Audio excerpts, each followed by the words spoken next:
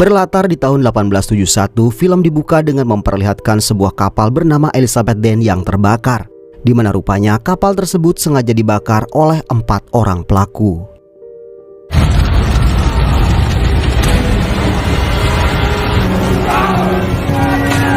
Para pelaku kemudian kabur setelah menjarah semua harta di kapal tersebut. Namun saat meninggalkan kapal, salah seorang dari mereka ditarik sesuatu ke dalam air.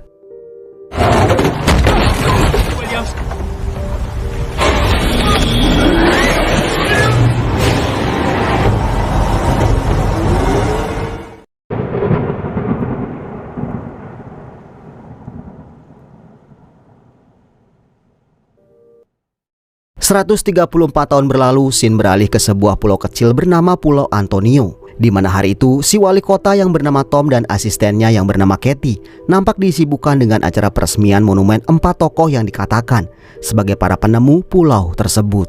Dan diketahui salah seorang dari tokoh tersebut adalah kakek buyut dari si wali kota. David Williams, Rick Malone, Norman Castle. Who cares which one's holding the telescope? Richard Wayne. It's all supposed to be holding the spyglass. He was the visionary. Sin kemudian beralih pada seorang kapten kapal bernama Nick Castle dan sahabatnya yang bernama Spooner, di mana hari itu mereka nampak mengajak 2 orang turis memancing bersama mereka. Tez, Nantucket Sound, Gulf of Mexico. I'm good, thanks. Nice speech. And you've been to how many? Saat matahari semakin tinggi, Nick pun menyudahi trip hari itu dan meminta Spooner menarik jangkar. Dan saat katrol menaikkan jangkar, tiba-tiba ujung jangkar menyangkut ke sebuah karung goni yang sepertinya telah terkubur begitu lama di dasar lautan. Spooner pun memaksa menarik jangkar tersebut, di mana kejadian itu rupanya sampai membuat kapal terombang-ambing. Beruntung benda tersebut dapat lepas dengan sendirinya.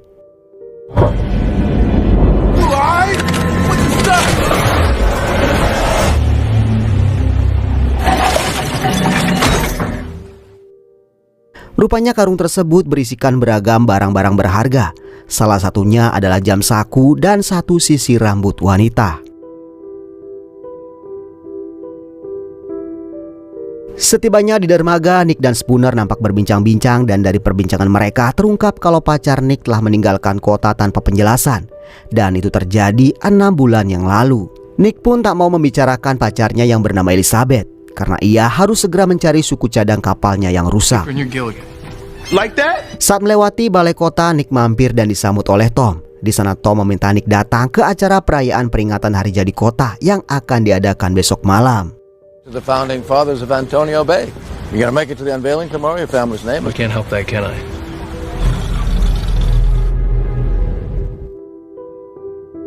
Di senja itu, seorang pemulung bernama Pak Tua Meken menemukan jam saku atau arloji di tumpukan rumput laut. Meskipun sudah mati, namun karena terlihat klasik, Meken pun mengambilnya. Setelah memperhatikan benda tersebut, Meken pun sadar kalau itu bukan benda sembarangan. Ia yakin benda itu datang dari tengah lautan.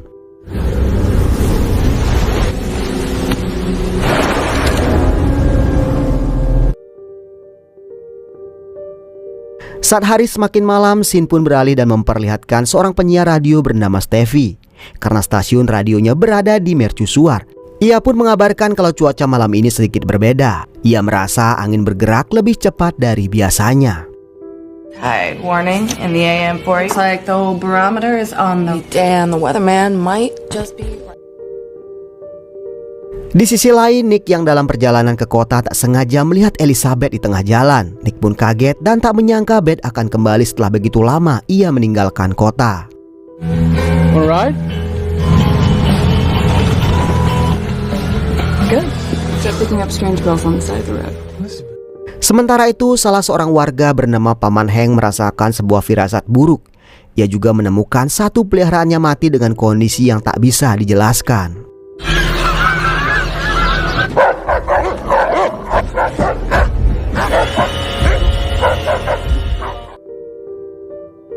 Di tempat berbeda, tanpa sepengetahuan Nick, Spooner membawa Sun dan 2 temannya bertraveling. Spooner berkata kalau Sun tak boleh menceritakan ini pada orang lain, karena Nick akan marah jika ia ketahuan membawa kapalnya tanpa izin.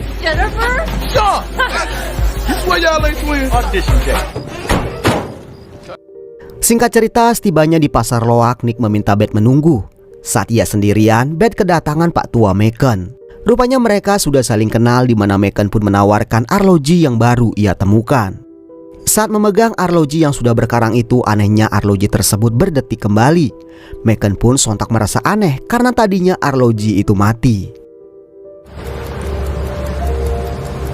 Still ticking. It wasn't ticking before. Beth kemudian meminta pemantik untuk melihat tanda di arloji tersebut. Melihat tanda timbangan dan mahkota, berikut juga angka 7, Beth pun berkata kalau ia merasa lambang tersebut tak asing baginya. Pembicaraan itu kemudian terhenti ketika Nick kembali. Di situ Beth pun berkata kalau Macon menawarinya arloji antik dan entah kenapa benda itu terasa tak asing baginya. Namun saat ditanya, Beth tak tahu bagaimana bisa ia mengenal arloji tersebut. Sementara itu di mercusuar, Stevie mendapatkan telepon dari temannya yang bernama Denny, di mana Denny yang bekerja sebagai staf BMKG mengatakan kalau radarnya menunjukkan adanya pergerakan kabut dari tengah laut menuju kota.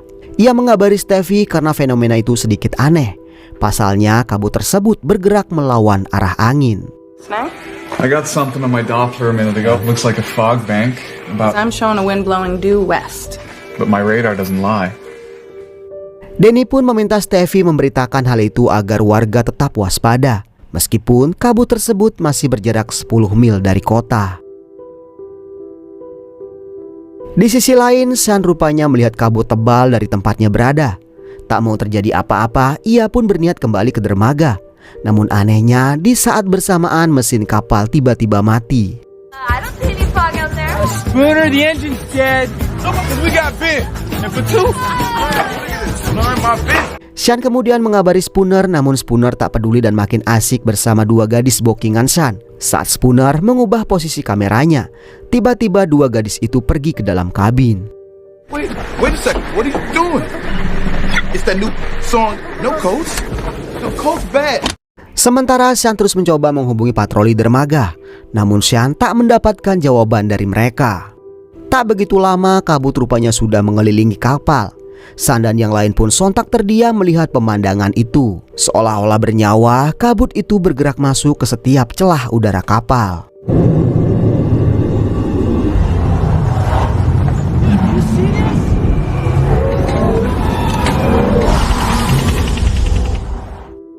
Sementara Nick yang dalam perjalanan tiba-tiba dihantam mobil seseorang karena rupanya kabut telah memasuki kota dan mengganggu jarak pandang para pengendara. Day you left, I bought you something. Such a liar. Disitulah ia melihat seorang pastor mabuk yang bernama Pastor Malone. Ia terlihat terus mengoceh tentang pembunuhan dan juga balas dendam. Nick pun mengabaikannya dan memilih melanjutkan perjalanan. Look for my car. I can. Sure you're right? Di sisi lain, Spooner dan Sean mulai merasa aneh saat melihat semua alat ukur di kapal itu rusak. Tak lama menunggu, semua alat ukur itu meledak secara bersamaan. Di waktu yang sama, listrik di kapal ikutan padam. Merasakan kehadiran orang lain di kapal itu, Spooner pun keluar dan melihat sebuah kapal besar melewati mereka. Saat ingin memberitahu yang lain, kapal itu menghilang. What? It's gone. It was right. Saat itulah salah satu gadis bernama Jennifer melihat keluar lalu menggambar simbol timbangan di kaca. Tak lama terdengar suara seseorang mengetok-ngetok sisi kapal.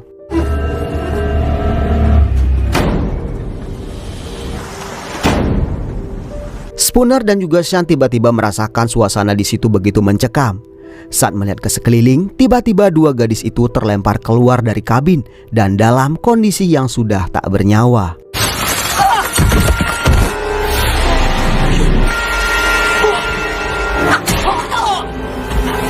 Spooner pun begitu ketakutan karena kabut mulai mengurung dirinya.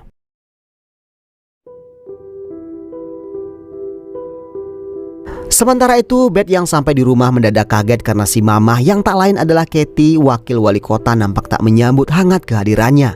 Ia malah mengomel karena Beth menghilang tanpa penjelasan dan juga tanpa kabar. Karena dibuat kesal, Beth pun malas dan memilih pulang ke rumah Nick. Is he sex? With a strange hitch. Saat tengah malam, Beth terbangun karena sebuah mimpi buruk. Ia berkata dalam mimpinya ia melihat orang-orang terbakar dan dirinya juga tenggelam. Merasa itu hanya sebuah mimpi, Nick pun mencoba menenangkan hati Beth. And then It's just a dream. I've been having them a lot. Karena tak bisa tidur, Elizabeth pun mencoba mencari tahu arti simbol yang ia temukan di arloji si pemulung. Setelah menemukan hasilnya, tiba-tiba komputer malah bermasalah. Tak sampai di situ, Beth juga dikejutkan dengan kemunculan jejak kaki basah di atas plafon. Beth kemudian mengikuti jejak kaki tersebut, di mana di waktu bersamaan ia mendengar suara seseorang mengetuk pintu dengan begitu kencang. Merasa ada tamu, Elizabeth pun membuka pintu, namun ia tak melihat siapapun di luar.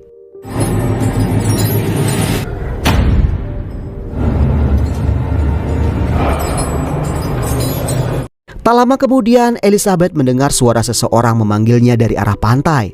Elizabeth pun berjalan ke pantai untuk melihat siapa yang memanggilnya.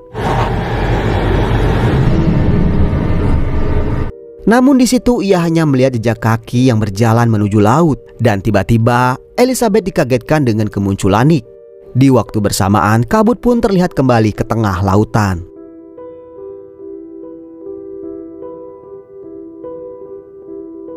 Keesokan harinya kita diperkenalkan dengan bocah 10 tahun bernama Andy, di mana ia tak lain adalah putra sang penyiar radio bernama Steffi. Saat berjalan-jalan di pantai, Andy tak sengaja menemukan sebuah sisir yang terkubur di antara lumpur laut. Dengan hati penuh gembira, ia pun mengambilnya dan menghadiahkan sisir itu pada ibunya. Mom, wake up! Look what I found! Ready, feel. Melihat hadiah dari Andy, Steffi pun nampaknya tak mau membuat putranya kecewa. Ia pun terpaksa menerima pemberian Andy. Steffi juga berkata kalau hari ini ia harus berangkat pagi-pagi sekali.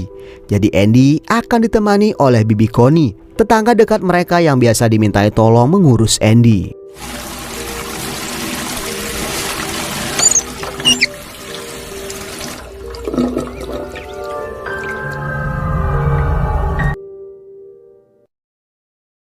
Di sisi lain, Elizabeth terlihat pergi ke balai kota. Setelah melihat patung para penemu pulau, Beth pun masuk ke dalam balai kota, di mana memang sedang diadakan pameran tentang sejarah kota Antonio. Disitulah Elizabeth mengambil sebuah buku dan mendapatkan informasi perihal simbol-simbol yang ia temukan. Dari ketiga simbol tersebut terdapat sebuah nama, yaitu Pangeran William dan juga tahun 1871.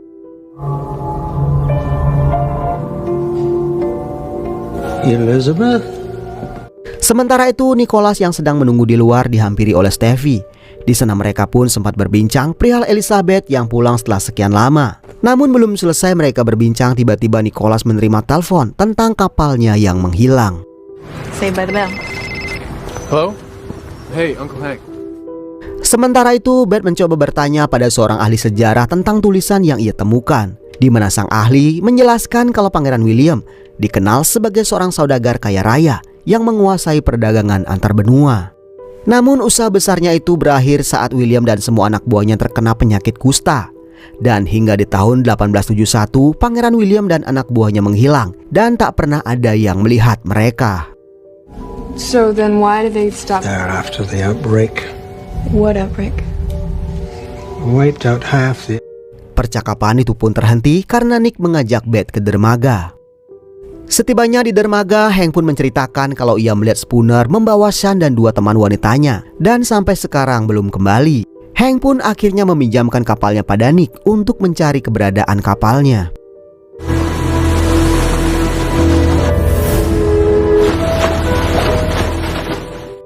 Setelah beberapa jam pencarian, Nick pun akhirnya menemukan kapalnya. Namun anehnya, ia tak melihat siapapun. Ia pun semakin kaget mendapati semua alat ukur di dashboard kapalnya hancur.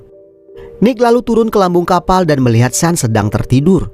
Akan tetapi saat dilihat ternyata Sean sudah tak bernyawa. Sean? Nick kemudian mencari Beth yang sedang menaikkan jangkar. Namun mereka pun kaget saat melihat dua jasad gadis semalam di ujung jangkar. He's dead. What? He's died. Beth kemudian mencoba menghubungi patroli dermaga namun tak ada yang menjawabnya. Tak lama Beth pun mendengar sesuatu dari lambung kapal. Merasa suara itu berasal dari dalam freezer, Beth pun membukanya, di mana ternyata Spooner ada di dalam sana dan masih hidup.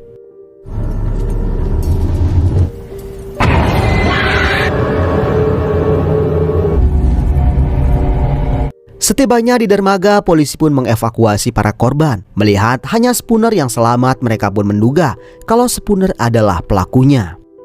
Disitulah Spooner kemudian membisiki Nick di mana yang membunuh Sean dan dua gadis itu adalah makhluk yang keluar dari kabut. Keberadaannya di freezer itu adalah untuk bersembunyi. Namun Nick rupanya tak percaya dengan semua omongan Spooner. Ia pun merasa kalau Spooner hanya mengigau. It killed him. I hid in the freezer. All right, Spooner, just relax. The fog killed him. Okay, guys, we'll take care of him. Spooner pun akhirnya dibawa ke rumah sakit. Nick lalu memberikan kamera Spooner pada Beth untuk mencari tahu apa yang sebetulnya terjadi.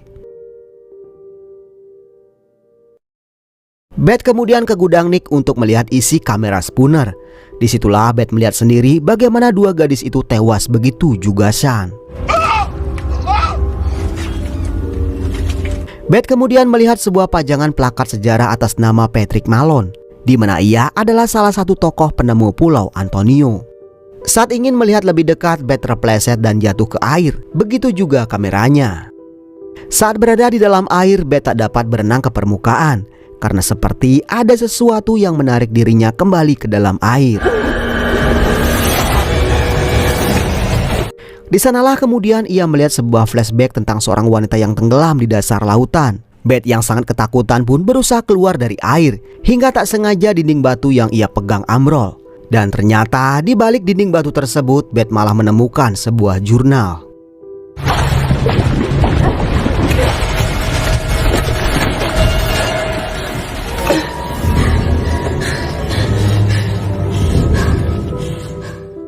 Di mercusuar terlihat Steffi bersiap memulai siarannya.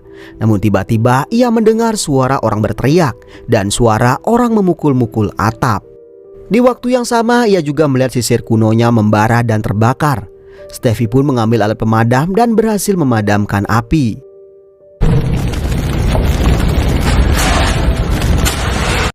Disitulah Steffi kembali tersentak saat melihat bekas kebakaran itu membentuk simbol keadilan. Steffi kemudian menelpon putranya di mana ia bertanya di mana Andy menemukan sisir tersebut. Andy pun berkata kalau ia menemukannya di pantai. Disitulah Steffi memperingatkan Andy agar tak main-main ke pantai lagi, apalagi memungut benda sembarangan. Namun namanya bocah, baru saja dibilangin ia masih saja berkata pada si pengasuh kalau ia akan main ke pantai. Can I go down to the beach? We'll just be back before dark, dear.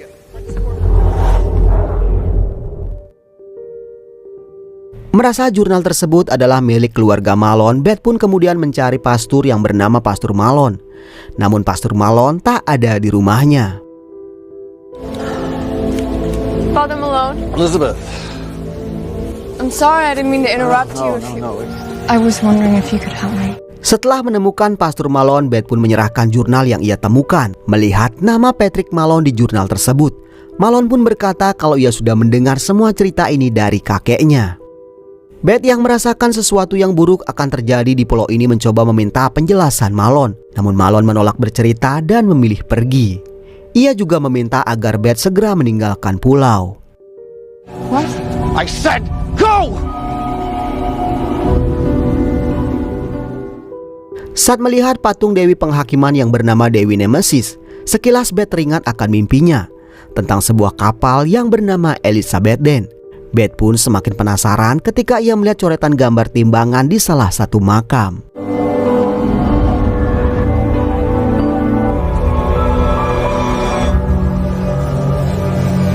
Sementara itu di rumah sakit, polisi yang bernama Bob mencoba menginterogasi Spooner karena ditemukan pisau bernoda darah di kapalnya. Saat interogasi berlangsung, Beth datang mencari Nick. Nick rupanya tak ada waktu mendengar cerita Beth karena ia harus mendampingi Spooner dalam interogasi tersebut. Ia pun meminta Beth menunggu sebentar. Saat menunggu, Beth menuju kamar jenazah untuk melihat sendiri kondisi mayat Sean. Saat melihat dua mayat lainnya, tiba-tiba mayat Sean bangkit dan berkata kalau darah harus dibalas dengan darah.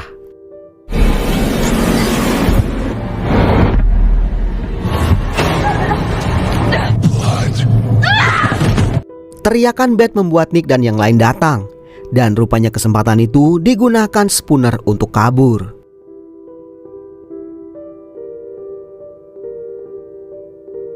Saat berada di sebuah resto, Beth berkata kalau Spooner tak bersalah. Sesuatu yang lain telah membunuh Sean dan dua gadis itu. Beth berkata semua yang terjadi belakangan ini mirip dengan semua mimpinya. Namun Nick sepertinya tak percaya dengan semua yang Beth ucapkan. Beth kemudian memperlihatkan jurnal yang ia yakini sengaja disembunyikan di balik dinding batu. Dari isinya yang penuh dengan penyesalan, Beth pun berpikir kalau Patrick Mellon telah melakukan sebuah dosa besar pada masanya. God forgive my soul. Wonder, can God forgive any man? I tell myself this is the only means by... Scene lalu beralih ke tahun 1871 di mana kita diperkenalkan dengan 4 warga Pulau Antonio. Ia bernama Patrick Mellon, Castle, Wayne dan juga William, di mana mereka berempat bersumpah untuk selalu melindungi pulau tersebut. Malone. Williams. Castle. Wayne.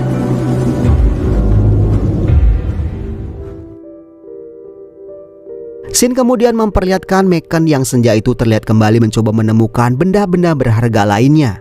Tiba-tiba ia melihat meja makan antik dan juga sebuah kapal kecil di pantai. Tak sampai di situ, ia juga menemukan sesuatu di dalam pasir. Saat ditarik, rupanya itu adalah sebuah tali kapal. Kejadian itu juga rupanya diketahui oleh Andy. Terlihat di situ Macon mencoba menarik tambang tersebut, di mana ternyata tubuh Macon lah yang justru terlilit tambang dan juga ditelan gelombang.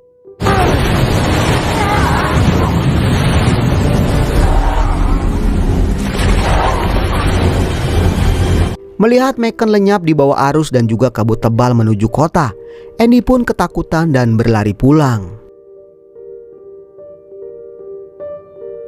Saat hari semakin malam, Stevie terlihat bervideo call dengan Danny, di mana Danny mengabarkan malam ini kabut tebal sedang mengarah ke kota. Hi, Dan.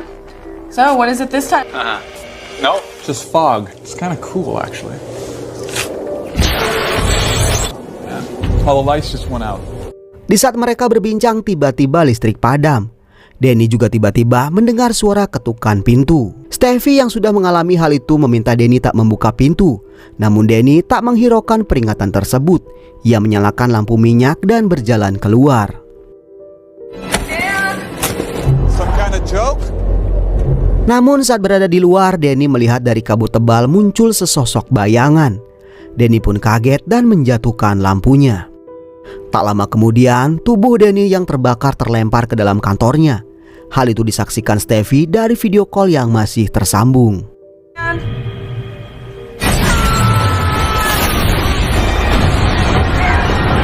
Khawatir akan kondisi putranya, Stevie pun mencoba menelpon ke rumah. Namun sayang, petir menyambar gardu listrik dan hal itu membuat sambungan telepon terputus. Sementara itu, acara peringatan hari jadi kota pun gagal dilakukan karena pemadaman. Nick dan Beth yang mengetahui ada pemadaman di kotanya memilih tak mendatangi balai kota. Di waktu bersamaan, dari radio Nick mendengar Stevie menyiarkan kalau putranya dalam masalah. Ia pun meminta siapapun menolong putranya.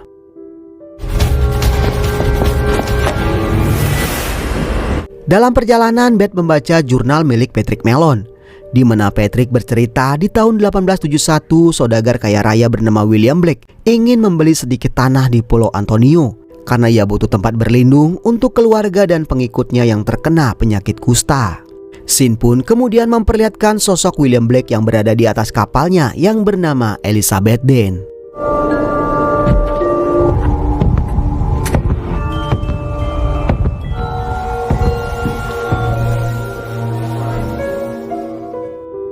Stevie kemudian terlihat dalam perjalanan ke rumah, namun tiba-tiba mobilnya mogok di tengah jalan.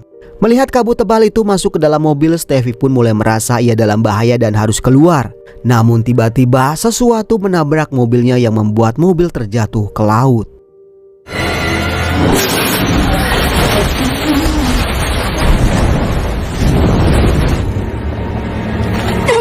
Saat sadar dari pingsannya, Stevie mencoba keluar. Namun sebuah tangan memegang kakinya. Beruntung ia berhasil melepaskan diri.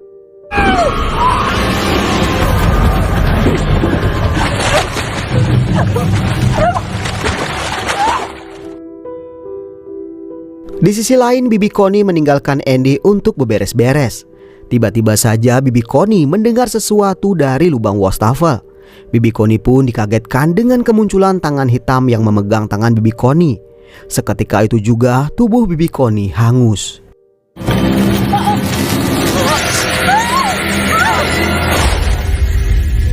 Andy yang melihat kejadian itu secara langsung kemudian berlari ke kamar dan menutup celah pintu dengan selotip.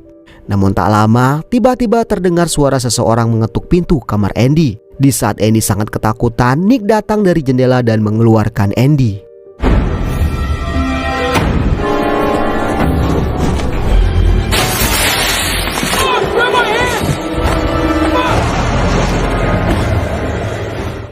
Malam itu kabut benar-benar sudah mengepung sebagian pulau.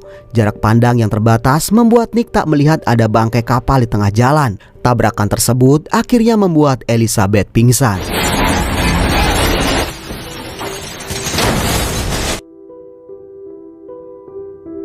Scene kemudian memperlihatkan kembali kejadian di tahun 1871, di mana saat itu terlihat Pangeran William akan melakukan transaksi jual beli dengan 4 tokoh Pulau Antonio. The contract, Mr. Malone. A new home. Rupanya nilai pulau tersebut sudah disepakati sebelumnya oleh kedua belah pihak. Namun setelah transaksi selesai dilakukan, tiba-tiba Patrick Malone mengeluarkan pistol dan menodong William. A new home. Where's the rest? You give us everything. Not the deal we made, Mr. Malone. Scene kembali memperlihatkan Nick dan Beth yang selamat dari kecelakaan tersebut. Tak lama kemudian mereka dikejutkan dengan kedatangan Steffi yang begitu lega melihat putranya selamat. Karena kendaraan mereka rusak, Nick pun mengajak mereka kembali ke balai kota dengan berjalan kaki. Setibanya di situ, Beth terlihat menatap monumen keempat tokoh tersebut.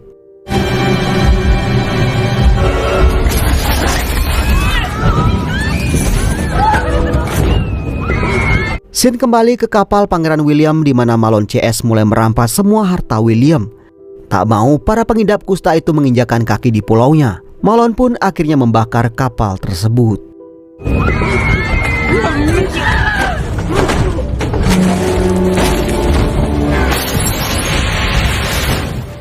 Saat Malone memindahkan semua harta rampokannya ke sekoci dari lubang kapal, William sempat menarik baju Malone. Alhasil, 1 karung harta rampokan itu jatuh ke dasar laut. Beberapa saat kemudian, William dan istrinya berhasil keluar dari lambung kapal. Mereka pun tak ada pilihan lain selain melompat ke air. Namun sayang luka bakar di tubuh mereka terlalu parah, sehingga membuat William dan istrinya tewas di dalam air. Elizabeth, come on.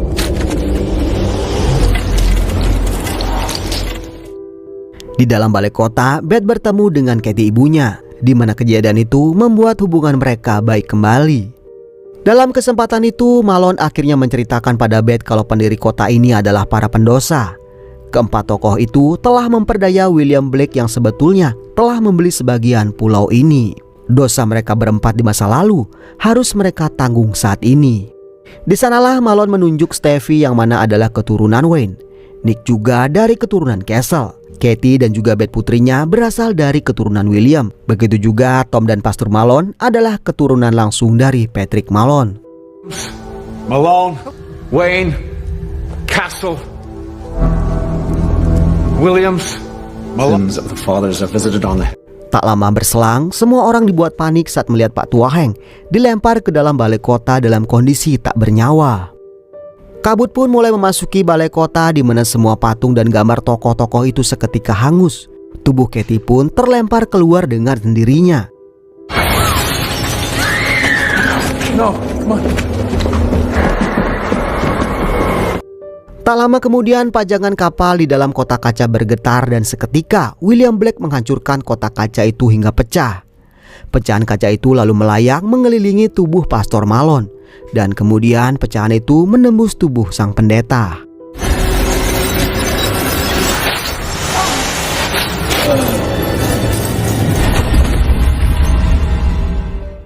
Semua orang berteriak ketakutan melihat para arwah berdatangan. Di waktu bersamaan, William Blake melihat keberadaan Tom. Dan rupanya hal tersebut membuat William Blake sudah tak tertarik lagi dengan yang lain.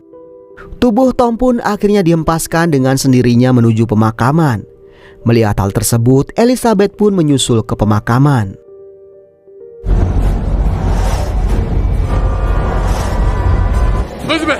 Elizabeth, wait. Setibanya di pemakaman, William menyerahkan surat perjanjian jual beli pulau itu pada Tom. Tom pun memohon ampun karena ia tak tahu apa-apa tentang kejadian di masa lalu. Namun semua itu percuma karena tubuh Tom seketika terbakar.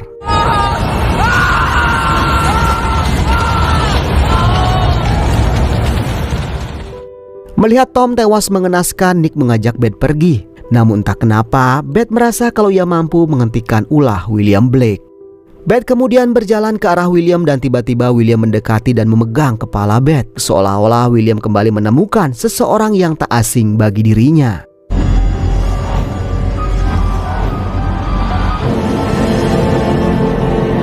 William Blake lalu mencium Beth di mana awalnya Beth meronta-ronta. Namun tak kenapa Beth kemudian terlihat membalas ciuman tersebut. Disitulah kemudian baru terungkap kalau Beth sejatinya adalah reinkarnasi dari istri William yang tewas tenggelam bersamanya. Beth terlihat sempat menatap Nick. Namun semua itu harus ia lakukan untuk menghentikan pembantaian di pulaunya. Elizabeth!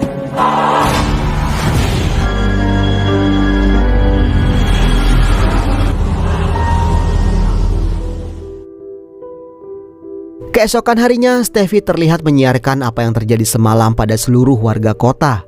Sementara itu Nick nampaknya masih terpukul dengan kepergian Elizabeth. Ia juga terlihat membuang jurnal milik keluarga Patrick Malone. Dan film pun selesai.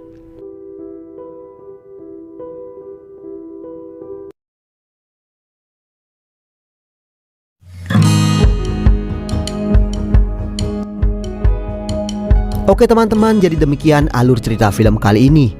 Mohon maaf jika masih banyak kesalahan dalam penyampaian alur ceritanya. Akhir kata, semoga teman-teman sehat selalu. Jangan lupa subscribe dan sampai ketemu di video berikutnya.